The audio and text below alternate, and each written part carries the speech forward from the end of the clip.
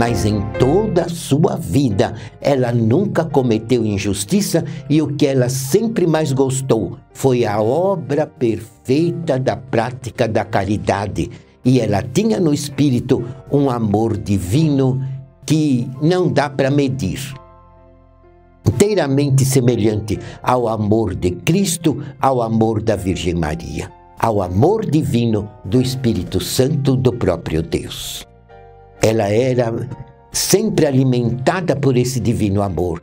E baseada no amor divino, ela nunca fez injustiça. Muito ao contrário, ela foi muito injustiçada, muito perseguida, muito caluniada em todo o seu viver. Porque o poder das trevas não se conformava de não poder dominá-la.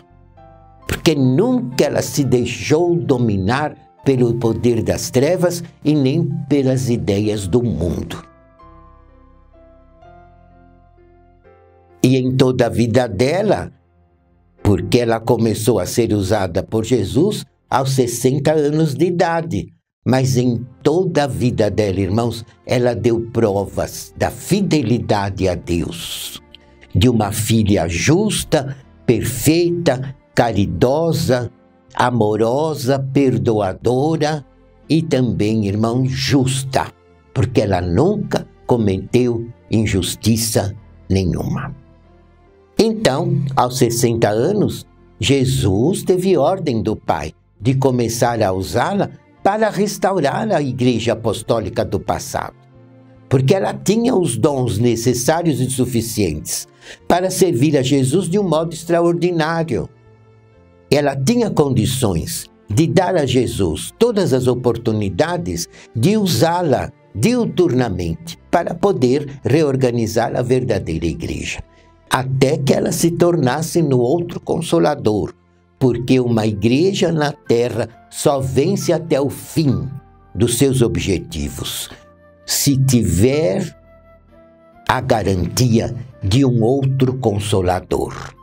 Uma criatura que no meio dessa igreja merecesse ser formada como outro Consolador da promessa de Cristo. E isso também, irmãos, ela conquistou, porque ela sempre mereceu tudo de Jesus e nunca negou nada a Jesus. E então Jesus pôde usá-la e revelar-lhe a verdadeira fé e ensiná-la a disciplina do céu, para que ela organizasse na terra um povo disciplinado, honrado, diferente. O povo apostólico, irmãos, é diferente. É um povo humilde, verdadeiro, singelo, simples, amoroso, perdoador, trabalhador, cumpridor dos seus deveres, honesto. Tudo isso a nossa doutrina nos ensina e a nossa disciplina nos corrige.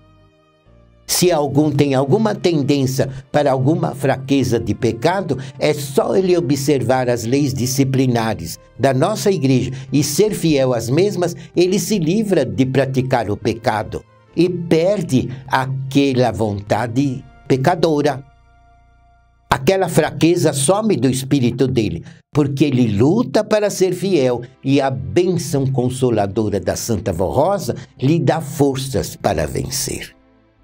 Então tudo isso, irmãos, a Santa Vó Rosa ensinava ao bispo para que ele devia ensinar ao povo, de um modo bem simples, para que todos entendessem que um filho de Deus, ele é diferente de um filho das trevas, totalmente diferente, em tudo, no espírito, na alma, no costume, nos hábitos, e no corpo, porque o corpo é a expressão do espírito. Se o espírito da pessoa é convertido a Deus, é santificado, é honrado, o corpo, irmãos, reflete as virtudes do espírito. Tem gente que fala a roupa não tem nada a ver com a alma. Isso é um engano muito grande que o poder das trevas inventou. Porque um corpo que pertence a um filho de Deus, ele segue a verdadeira regra que o Espírito do Filho de Deus obedece. E é a exteriorização do que vai dentro do espírito. Então notem que o corpo do apostólico é honrado, inclusive nas roupas. Por isso que quando a Santa Avó Rosa orientou o bispo para ensinar a disciplina ao nosso povo, não havia, por exemplo, a minissaia, não havia. Não havia, por exemplo, os hábitos e costumes das mulheres expor o seu corpo. Não havia, principalmente das religiosas, que se diziam cristãs.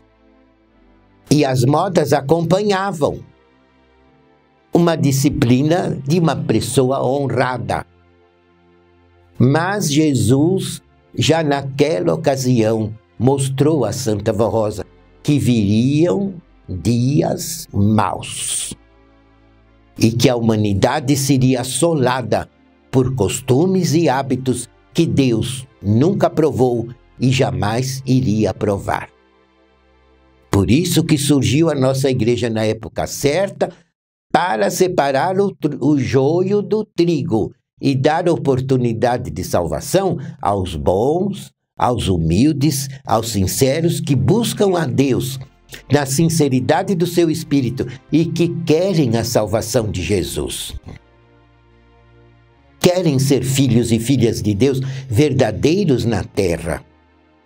Querem servir a Deus já na vida presente, para um dia merecer a glória de entrar de posse de um galardão no reino do céu quando o seu corpo tombar.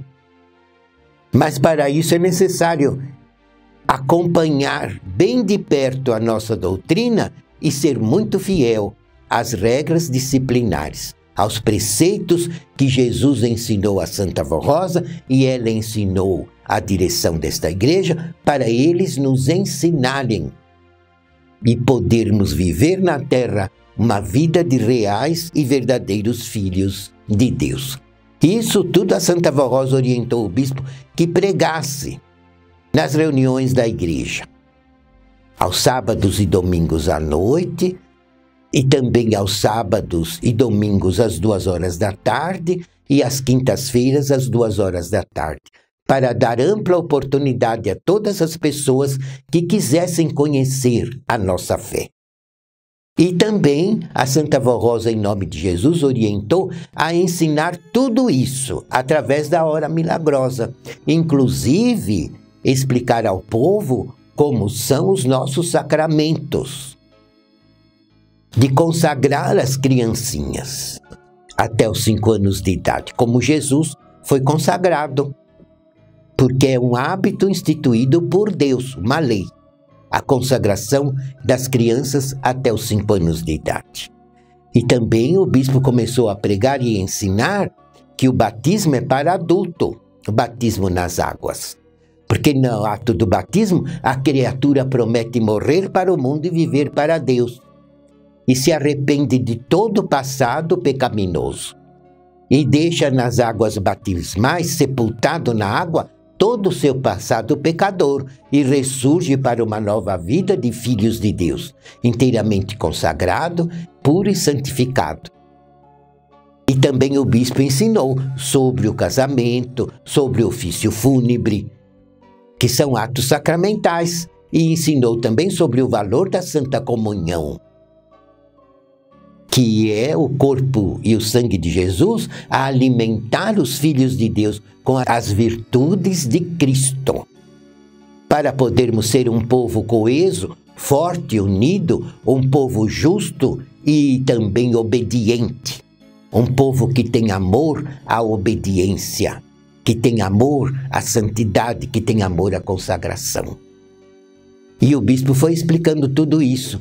E com isso, irmãos, a nossa igreja foi crescendo com povo verdadeiro, que realmente quer pertencer a Deus já na vida presente. Mas a disciplina quanto à roupa, a Santa Avó também explicou ao bispo que ensinasse. Apesar que naquela época ainda não havia surgido tanta moda incoerente com a doutrina de Jesus, contrária à vontade de Deus. Mas mesmo assim, a Santa Avó já foi preparando o povo sabendo por revelação de Jesus que viria uma época muito triste, quando a maior parte da humanidade se entregaria a costumes e hábitos inteiramente reprovados por Deus, e o que mais seria prejudicado seria a fé e a constituição da família. E é justamente o que surgiu, principalmente no final da década de 60, dos anos 60.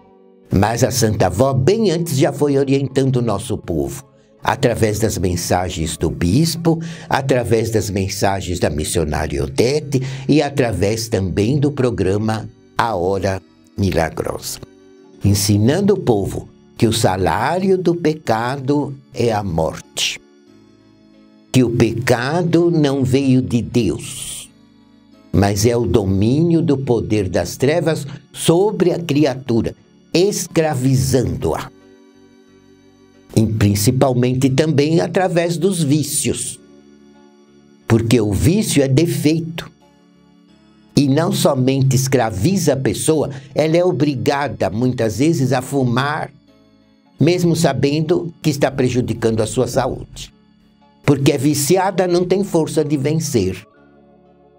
E às vezes o dinheiro que tinha que comprar o pão para os filhos, ela é obrigada a comprar cigarro. Porque não consegue se manter sem satisfazer o vício. Então o vício, que é um defeito que o espírito das trevas coloca no espírito da pessoa, e a pessoa fica viciada e completamente diferente do seu original. Uma criatura viciada, seja do vício que for, de fumar, de beber bebidas alcoólicas, de jogar, também de usar drogas. Então uma pessoa assim, o espírito dela não é normal como Deus criou. Ela não tem santidade na alma. Ela não tem a vida do céu no seu espírito. Porque no reino do céu nunca existiu vício e nem defeito nenhum. E vício, irmãos, é defeito. Podem ter certeza. E uma pessoa viciada, o espírito dela é cheio de trevas. É deturpado. Não é o original, como Deus criou. Não tem santificação. Não tem a vida de Deus na alma. Entenderam?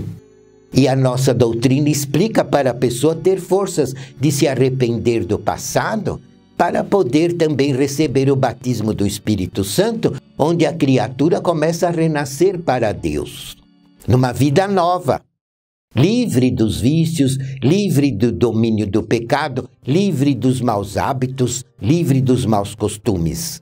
E é quando a criatura adulta solicita o batismo nas águas, porque ela quer confirmar a sua fé, através da participação do batismo, que é uma lei divina.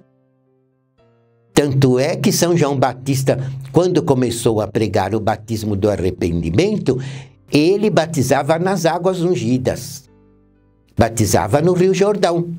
E Deus ungia aquela parte do rio para ele poder batizar e sepultar na água o pecado das pessoas convertidas. Tanto que Jesus aprovou o batismo, que ele mesmo sem ter pecado, se dirigiu ao profeta São João Batista e solicitou o seu batismo. Ele não tinha pecado para sepultar nas águas, porque Jesus nunca pecou, nunca praticou injustiça nenhuma.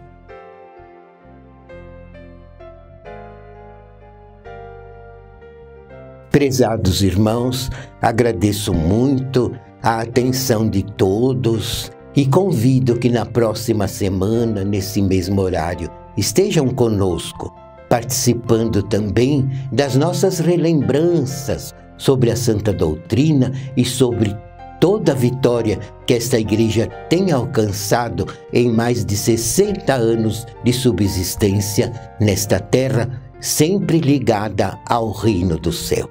Que a Santa Vó Rosa, o nosso profeta irmão Aldo, a Virgem Maria, Jesus e o nosso Pai vos abençoem e vos guardem com o poder dos santos e anjos dos céus. Amém.